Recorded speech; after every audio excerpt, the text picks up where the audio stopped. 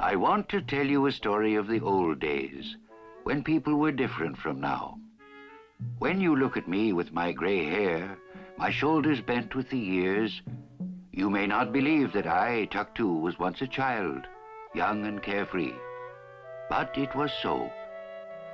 One of my fondest memories is of my father, who taught me how to hunt the seal, who taught me the secrets of the moon and stars, who taught me also the arts of the bow, the harpoon, and the fishing spear. I well remember my first visit to the place of many fishes. We set out laden with our spears and tent poles, also the many skins needed to make a tent. The day was bright with autumn sun, and I could tell that my father was in a good humor. I brought him a drink from the cold, clear river. He smiled and said I was a joy to him, that I would certainly be the greatest of all hunters, and that if I was tired, he would carry me.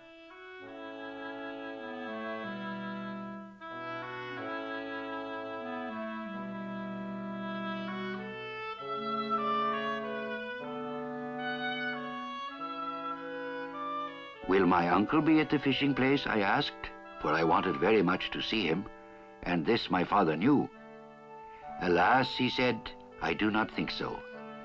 Your uncle has gone a long way from here to another country, where the seals are bigger than kayaks, and where the fish jump out of the water when you whistle.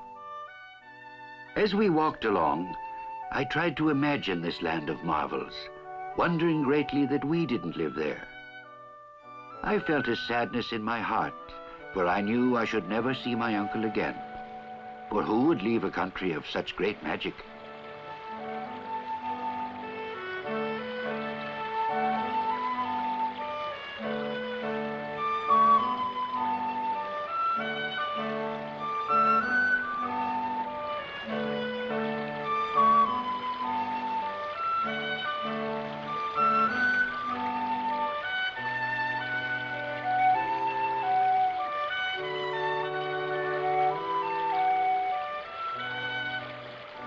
At last we came near to the place of many fishes. Look, said my father, there is a tent. I believe strangers have arrived before us. We hurried forward. I heard a shout, Tuktu, Tuktu! It was my uncle. My heart was full of joy when I saw him. I have cut my hair for the winter, I said. And I also, he answered. And you have grown, Tuktu. Soon you will be a great hunter, even as your father. My uncle helped with the tent, placing it near to his own on dry, smooth ground. I asked him if he had come back from a long journey. Yes, Tuktu, I have, he said. Were the seals as big as kayaks? I asked. And did the fish leap out of the water when you whistled? But my uncle only laughed. Said my mother, some fathers fill the ears of their children with dreams. Some fathers tease their children with foolish tales. I watched the men go down to the long stone weir in the river. My father told me all about this weir, how very old it was, made by the Eskimos of long, long ago. Almost 300 winters had passed away since our ancestors had built the weir, stone by stone, building it up carefully and artfully, this long wall to trap the Arctic char that swam up the river during the few weeks of autumn.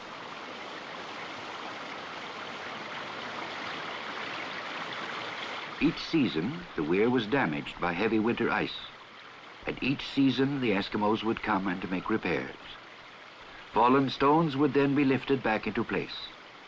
Not a hole was left, not one small crack for the fish to escape through.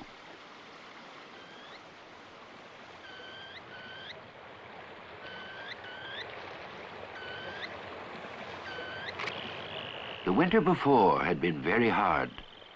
I remember how my father and my uncle worked a long time to repair the weir. But presently the task was finished. My father said, now we can only wait and be patient. I still have work to do, for my spear needs mending. I pray to the water spirit for a good catch. We have many mouths to feed during the long winter.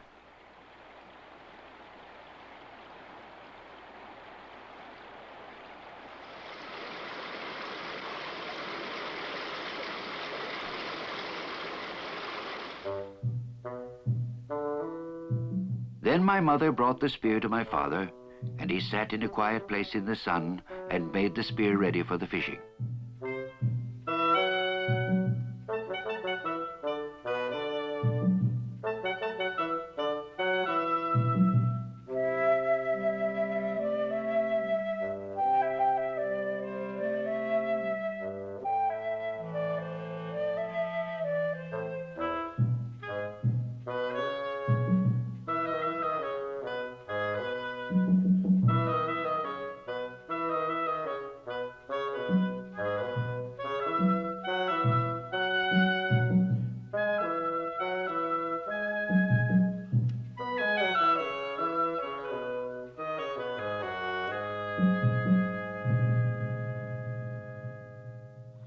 At last the fish returned and were trapped by the weir.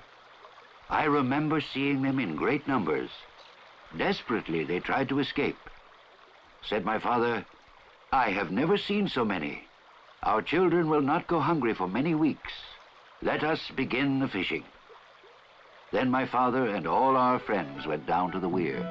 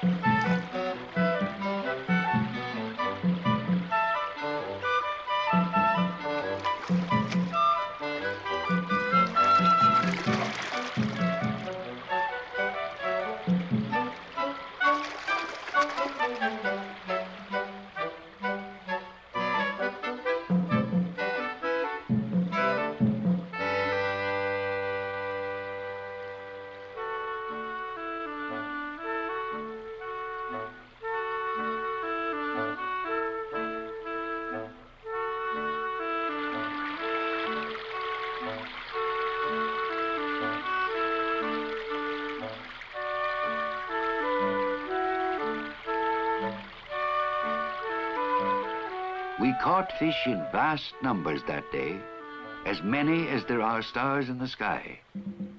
I thought surely all the fish in the world are here. Truly, this was a time to remember.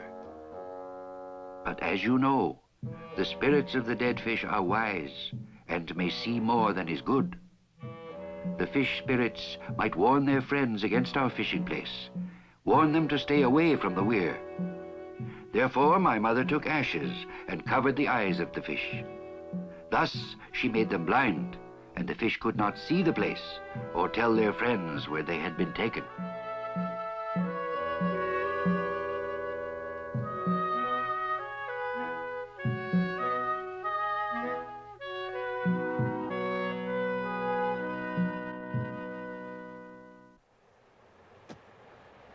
we made a cache or hiding place and covered the fish with stones. Here the fish would freeze and remain good to eat. Here also our winter food would remain safe from foxes and hungry polar bears. The day had been long and we were hungry. Said my father, "Our work is finished. Let a fire be made for the cooking pot and a feast prepared. Let all be thankful." Then my father took the fire drill and with the help of my uncle made a fire. The way they did this was wonderful to see.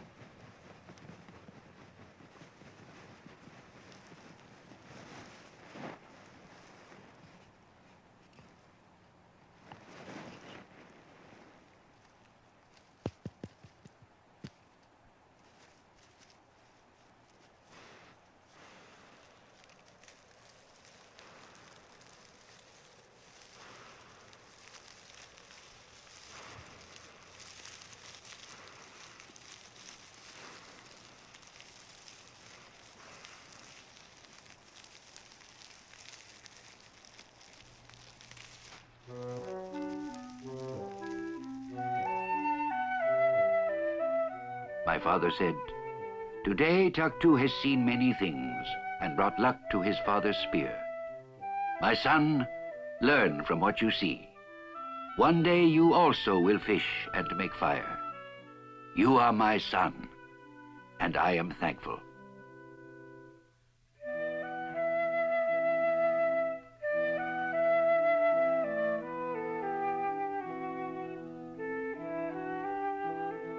Let my breath blow a song of the animals I have caught, of the many fish that came in to us from the wide sea. Let my breath blow a song in praise of the quick fish that moved like arrows through the water. Do not be angry with us, little fish. I make this song for you. The lands around my dwelling are more beautiful because of you, and life is thankfulness.